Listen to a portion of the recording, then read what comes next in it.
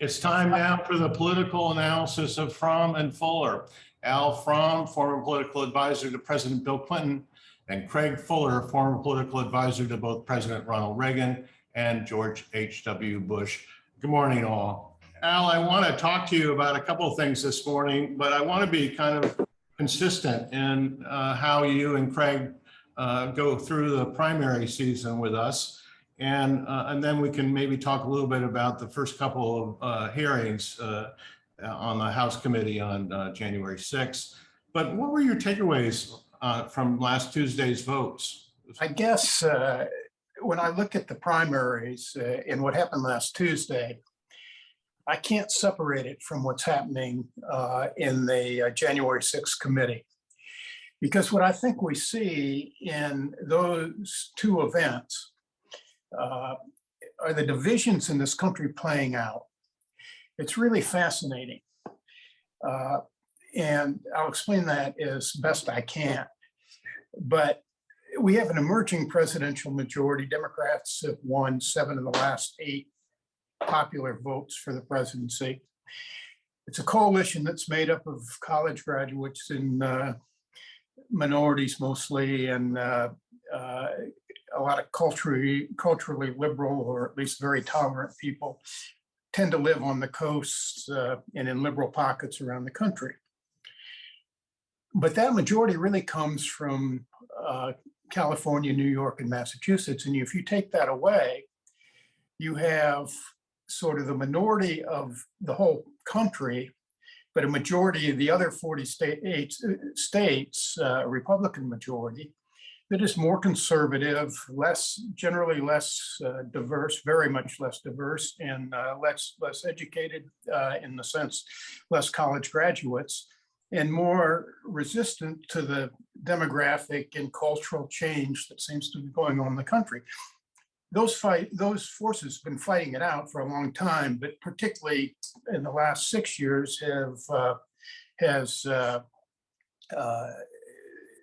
they've been crystallized by Donald Trump and the way he sows the divisions. So what that has meant, and what the Republican minority, which again is a majority in 48 states, I don't want to underplay it, has done is they've been very successful in leveraging sort of the levers of power in the country. And you think about in the 20th century, not once did a president who lost the popular vote get elected, twice in 5 elections because of the Electoral College. That's happened in the 21st century. We know that the conservatives have manipulated and controlled, not illegally, but they've done it, the Supreme Court. And even though the Senate is split 50-50, a pretty overwhelming majority of the voters who voted for Senate voted for Democratic candidates. Now, how do the hearings and the primaries apply to that analysis? Well, I think the hearings have been riveting. I think they've made a really compelling case that the losers of the presidential election, in this case, Trump, and have tried to overthrow that the wishes of the majority and basically say, we think we won the election, and we'll cheat and steal or do whatever we have to do. And this hasn't been Democratic witnesses, it's been witnesses from the Trump White House that have made that case. But at the same time, on Tuesday, the Trump forces dominated Republican primaries, and they've been very skillful. Now they don't win them all, and the pundits say it's a split case in South Carolina because he endorsed 2 candidates, only one of them won, but the one that he really wanted to beat, he beat and didn't even get a quarter, an incumbent, 10-year incumbent who didn't even get a quarter of the vote. But in Nevada, they nominated the gubernatorial candidate and a Secretary of State who are election deniers, so they would have overthrown the last election. The candidate for governor in Pennsylvania a couple of weeks ago is an election denier. Right now, his candidate is leading for governor in Arizona, another swing state.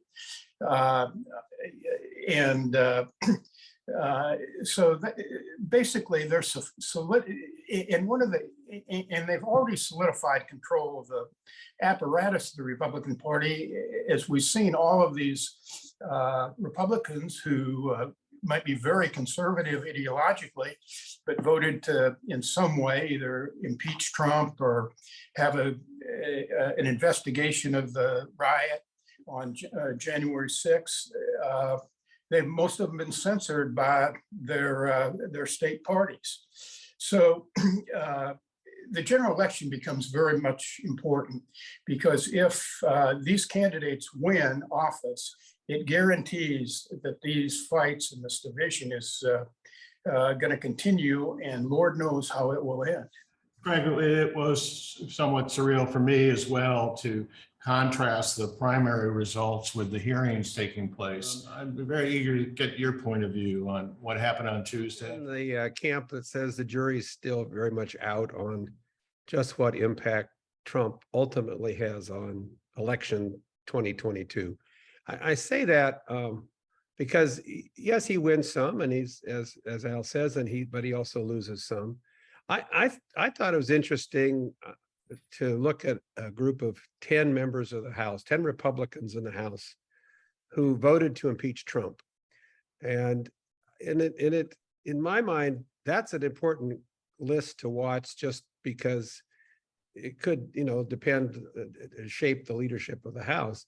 Of the 10, 4 decided to retire, so they're retired. I will say all 10 apparently have suffered death threats and fairly hostile reactions, which, frankly, is not really who I think we are as a country, but it is what they're subjected to. Of the 6 that are running, only 1 has faced election in the primary so far and has lost to a Trump candidate.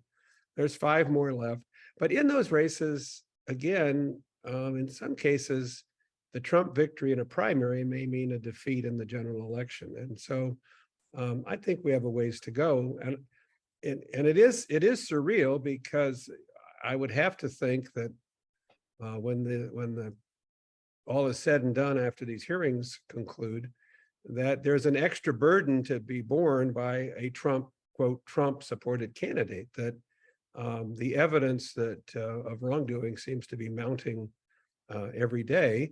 And I'm not sure that helps. It may bring out Trump voters in some of these state races, and indeed I'm sure it will.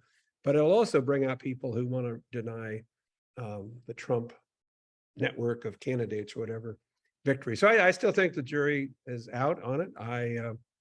I think that it is clear that within the Republican Party, in cases where they have a stronger candidate, they've got a chance to win. Trump's also picked some unusual candidates who are going to be mired in controversy, even if they do win, but mired in controversy in their primary as well as in a general election if they win. So we'll have to wait. We'll have to wait and see. It's for many of us who are Republicans, not a happy situation. But I think there's a number who are being emboldened, if nothing else, by some of these hearings to say that, clearly President Trump was wrong, acted improperly, if not illegally. And so things could change even in the next couple of months, in my view. Al, I want to go back to the hearings, and I too found them riveting. And it was noted that approximately 20 million people watched those hearings, which is impressive, but that also means that a lot of people have not watched those hearings. Yeah. And at the same time, CNN has just instructed their news team not to ever refer to the big lie. And it just builds this idea that while these will be significant hearings, people will forget them and they will move on. And they will continue to vote for election denial people. What's your thoughts? Well, I don't think it's a straight line from people not paying attention to the hearings to voting for election denial people. Because I think what Craig said is right, and that's where I really ended, that the general election is going to be very important this fall. The 20 million people is a lot of people, but you're right. There are what, 350 million people in the country. So that means there are a lot of people who aren't watching it. But, we've had a lot of reviews of Watergate over the last couple of months, and it took a long time for Watergate to sink in. And I guess, if these hearings continue to be as compelling as they are, I mean, among the people who are watching them are people who are interested in politics and a lot of Republican office holders. And what turned Watergate was when a group of Republican senators led by Barry Goldwater went down and told Nixon he had 5 votes in the Senate to stay in office, and one of them wasn't his. So, it is possible that it will become so apparent to a lot of Republicans, and certainly not all of them, because I said the thing is how pervasive the Trump influence, particularly in the House, has been, with 145 people voting to deny the election. So, you can't say it's just Trump, but if the evidence is strong enough, there are a lot of good Republicans. I mean, and some of them are going to have pangs of conscience and go down and try to really figure out a way to get to do battle and try to defeat probably these deniers. So, it could be, it could very well be that after the general election, we'll have a different story, but it is not a good sign that one political party seems to be all too willing to nominate candidates in key places, in positions that have control of the levers of democratic power, who are election deniers, who are willing to subvert the democratic process. That is not a good sign. So we'll have to see what happens this fall. And we've just begun the hearings. They're going to have a long report. And if it is compelling enough, I trust that America is more good than bad, and so that and both parties really are more good than bad, and so the third of the country that is Trumpite will be isolated, and we'll be able to move past it. Craig, you have the last word this time. Well, about the time this Fromm and Fuller program is up on the site, Judge Michael Ludick, former Judge Michael Ludick, is going to be testifying in the House of Representatives. And Judge Ludick and I have been friends for a long time. He is one of the most thoughtful and one of the most intelligent individuals I know. He is a conservative Republican. And it looks like, based on some comments he's made and on some of the reporting, he is going to, to use the expression, rip the bark off of the Trump administration and what the president was doing, and the threats that he was engaged in, or in his people on his behalf were engaged in against the vice president. And I think that's going to have an impact. I in some ways I don't like the phrase of thought leaders, but this is kind of a battle for the minds of thought leaders on both parties and around the country. And I think for thoughtful people to pay attention to these hearings and come to any conclusion other than the fact that very bad things were being done following the election and through January 6th, it'd just be hard to reach that conclusion. When Trump was running back in 2016, and I've had people who were talking to me about how enthralled they were with his campaign, I used an exercise. I'd say to them, well, let me ask you this. if you just think for a moment about one or two organizations that you really have respect for, you're really fond of, and then put yourself in the position of having to select the next leader of that organization, and Donald Trump's resume came to you, would he be the leader that you'd want? Yeah. And inevitably they'd say, well, no, of course not, even though they might be supporting him as president. And today, with these hearings, I was thinking about individuals who had, Fortune 10, Fortune 100 corporations, public companies. If they went out today, any one of them went out today as the chief executive officer and indicated their company was profitable and growing when they were told that it was losing money and declining, they'd be indicted. They'd be fired by their board of directors. They'd be indicted for SEC, Security and Exchange violations. We certainly ought to hold the president at least to that kind of a standard.